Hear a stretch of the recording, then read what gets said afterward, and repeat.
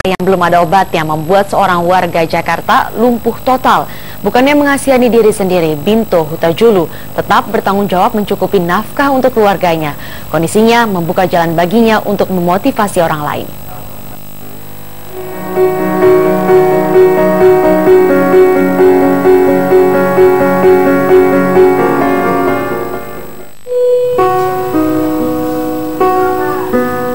Binto tak pernah menyangka di usia yang terbilang muda, ia harus melakukan seluruh aktivitasnya di atas ranjang.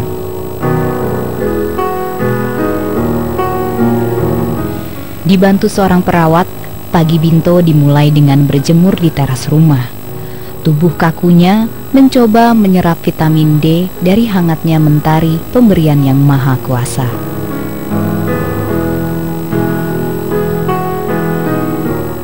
Bisa dibilang ini satu-satunya kemewahan yang bisa ia rasakan.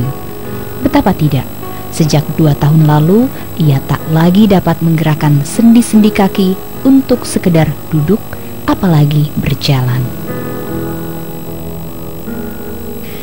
Agar punggungnya tak lecet karena selalu dalam posisi terlentang, pria kelahiran 28 Juni 1978 ini sesekali berbaring miring.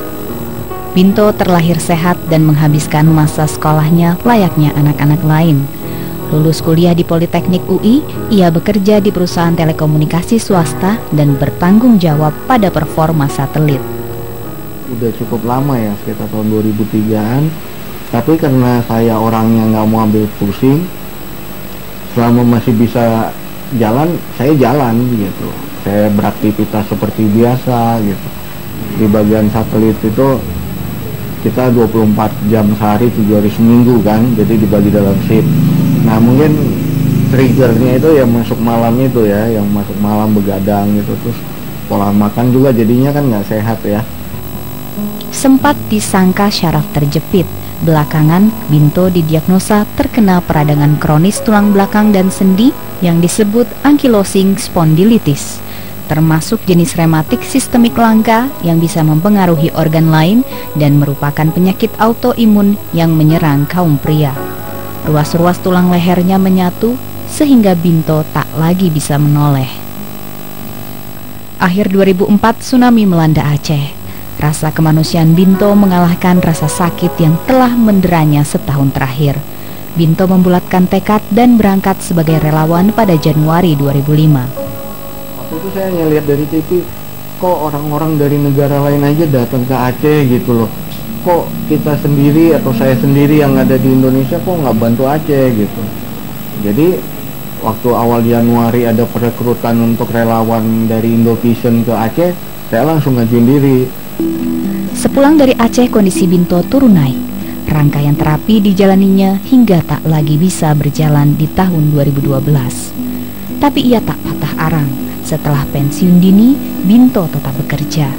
Meski berbaring di atas ranjang bukan berarti ia lemah tak berdaya. Binto berhasil menjalankan usaha travel online yang ia rintis sejak 3 tahun lalu. Karakter yang hangat dan suka membantu sesama mempertemukan Binto dengan jodohnya. 14 Juni 2014, ia menikah dengan Susan Usmani, adik kelas semasa kuliah. Itu anugerah terbesar kali ya. Bayangkan saat saya justru sedang terbaring seperti inilah saya menemukan jodoh saya gitu. Salah satunya memang kemandiriannya ya, karena dia orang sakit yang jadi tempat curhat banyak orang.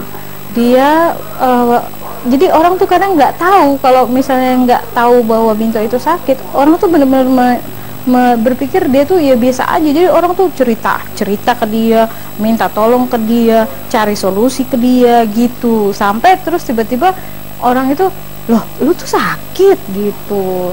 Dalam kondisi dia sakit aja, dia masih bisa membiayai keluarganya gitu.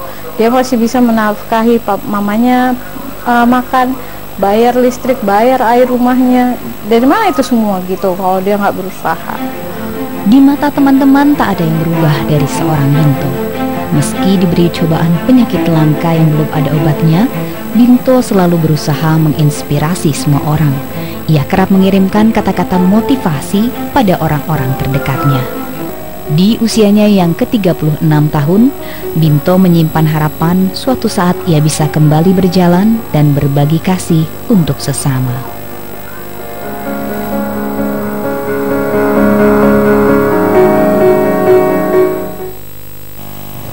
Ya saudara, kisah tadi sekaligus menutup jumpa kita di Liputan 6 siang.